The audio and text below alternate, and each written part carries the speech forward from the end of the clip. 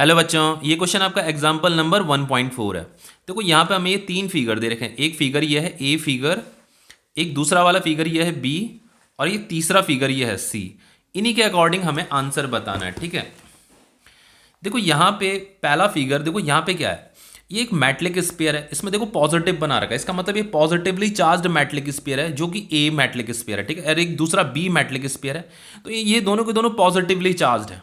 यहाँ पे देखो ये तो लटक रहा है, किसी थ्रेड की मदद से यहाँ लटक रहा है, लेकिन ये जो बी मेटलिक स्फीयर है ये किसी इंसुलेटिंग, हम क्या कर रहे हैं, इस बी मेटलिक स्फीयर को किसी इंसुलेटिंग हैंडल की मदद से इसे पास पास ला रहे हैं, इस तरफ ला रहे हैं।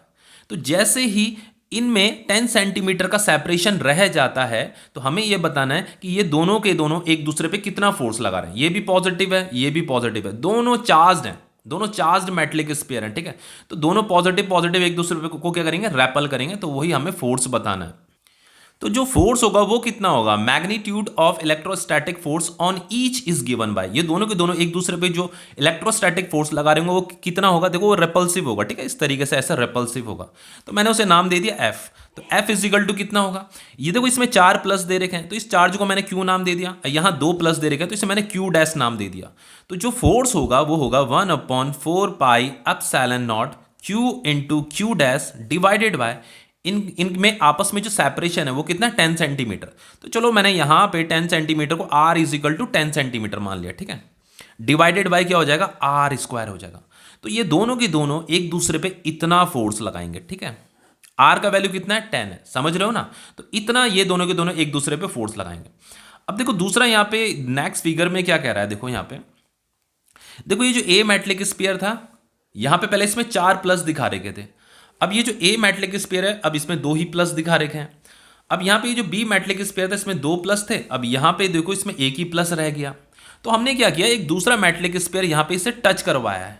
तो टच करवाने से क्या हुआ, जो इसमें पॉजिटिव चार्ज था वो ट्रांसफर हो गया है, मतलब ये वाला पॉजिटिव चार्ज इधर ट्रांसफर हो गया।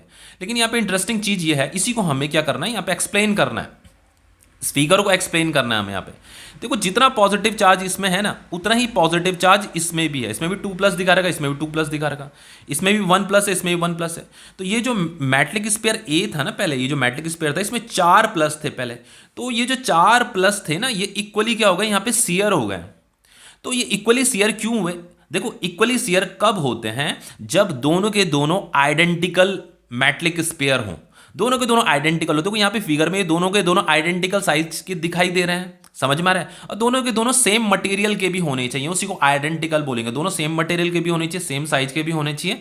तो देन क्या होता है कि जब हम किसी चार्ज्ड बॉडी को, ये ए तो चार्ज्ड था, इसमें तो कितने थे, 4 प्लस थे। तो जब हम किसी चार्ज बॉडी को दूसरी अनचार्ज बॉडी के साथ टच कराते हैं, ये भी मेटलिक स्फीयर है, ये भी मेटलिक स्फीयर है, लेकिन ये चार्ज था, ये अनचार्ज था।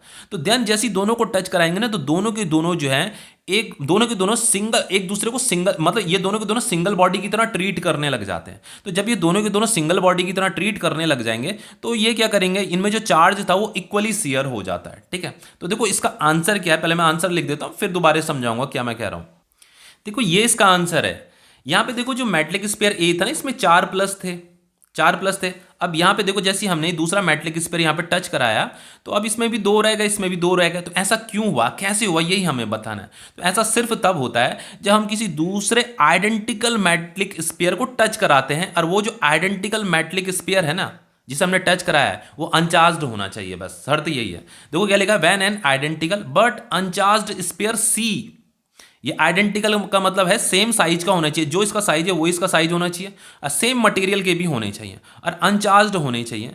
टचेस ए, जब हम सी को इस ए के साथ टच कराएंगे, then charges are shared equally. Then ये क्या होता है, इनमें चार्ज जो है इक्वली शेयर हो जाता है। पहले इसमें 4 प्लस थे, तो ये 4 प्लस, अब इसमें 2 रह गए, इसमें 2 रह गए, ये शेयर हो जाते हैं, इक्वली शेयर हो जाते हैं। क्योंकि ये दोनों के दोनों जब इन्हें टच कराते हैं ना, तो ये सिंगल बॉडी की तरह ट्रीट करने लगते हैं, और इसीलिए इनमें जो चार्ज होता है वो इक्वली शेयर हो जाता है। वही चीज़ यहाँ पे भी हुई है, ये आइडेंटिकल मेटलिक स्फीयर है। तो इसमें देखो पहले कितना, 2 प्लस था, अब जैसे हमने टच कराया, अब 1 प्लस यहां आ गया, 1 प्लस यहां आ गया, तो ये भी क्या हो गया, शेयर हो गया। तो यहां पे भी यही लिखना है, similarly when an identical but uncharged sphere D, ये जो अनचार्ज्ड स्फीयर है डी पर आइडेंटिकल है, touches B, then charges are also shared equally, ठीक है।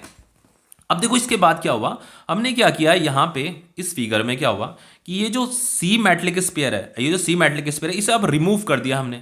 अब इसे अगर हम रिमूव कर देंगे तो इसमें अब ये दो ही प्लस रह जाएगा और एक प्लस रह जाएगा, दो प्लस और एक प्लस रह जाएगा ए में और बी में, ठीक है। इसे हमने रिमूव कर दिया है। क्वेश्चन में ऐसा लिखा है, देखो क्वेश्चन में क्या लिखा है कि C and D are then removed and B is brought closer to A. समझ में आ रहा है, ठीक है। तो फिर हमने क्या किया, इनको रिमूव कर दिया सी और डी को, और फिर ए और बी को क्या ला रहे हैं, ए के पास पास ला रहे हैं। तो ए, अब हम बी को क्या कर रहे हैं, इस ए के पास पास ला रहे हैं। तो जैसे ये इनमें सेपरेशन 5 सेंटीमीटर का रह जाएगा, अब हमें ये बताना है कि ये दोनों के दोनों एक दूसरे पे कितना फोर्स लगा रहे हैं, बस इतना ही बताना है। तो देखो यहां पे देखो, जब ये मेटलिक स्फीयर ए था, इसमें जब 4 प्लस थे तो हमने इसे क्यू बोला था, इसे हमने क्यू से रिप्रेजेंट किया था। अब अगर इसमें दो ही प्लस रह गए हैं तो हम इसे क्यू बाय 2 बोलेंगे, ठीक है।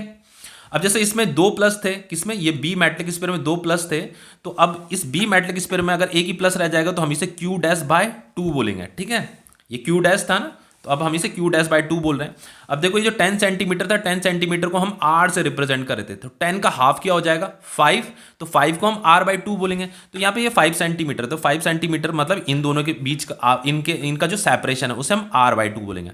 अब हमें फोर्स निकालना है, तो फोर्स इन दोनों, ये जो एक दूसरे में जो फोर्स लगा रहे हैं, ये तो रेपल्सिव फोर्स लगा रहे होंगे ना, तो इसे मैंने एफ डैश बोल दिया। तो F dash is equal to क्या हो जाएगा 1/4 पाई एप्सिलॉन नॉट, ये Q by 2 into Q dash by 2, इन दोनों का product, divided by R by 2, ये जो सेपरेशन है इसका स्क्वायर हो जाएगा। देन फाइनली इसे सॉल्व कीजिए, F dash is equal to क्या हो जाएगा 1/4 पाई एप्सिलॉन नॉट, ये Q dash divided by 2 into 2 4, and ये divided by R square divided by 4, ये 4 से 4 कट जाएगा। तो फाइनली ये जो एफ डैश है वो कितना आ जाएगा 1/4 pi epsilon naught Q dash divided by R square, इतना आया। देखो एफ डैश इतना आया, Q dash divided by R square. और एफ बी कितना आया था, देखो यहां पे एफ कितना आया था, Q dash divided by R square. तो जितना यहां पे एफ, जितना फोर्स इसने इस पे लगाया, इन दोनों ने जितना फोर्स एक दूसरे पे लगाया, उतना ही फोर्स ये दोनों भी एक दूसरे पे लगा रहे हैं। एफ डैश कितना है 1/4 pi epsilon naught Q dash upon R square है, ये भी 1/4 pi epsilon naught Q dash upon R square है। तो बच्चों यहां पे हम लिख देंगे एफ इज इक्वल टू क्या हो जाएगा, एफ डैश हो जाएगा, ठीक है। यहां पे ये एफ है, एफ मतलब इन दोनों ने जो एक दूसरे पे फोर्स लगाया, और ये तो एफ डैश है जो इन दोनों ने एक दूसरे पे फोर्स लगाया, पर ये दोनों के दोनों क्या आ रहे हैं, सेम आ रहे हैं।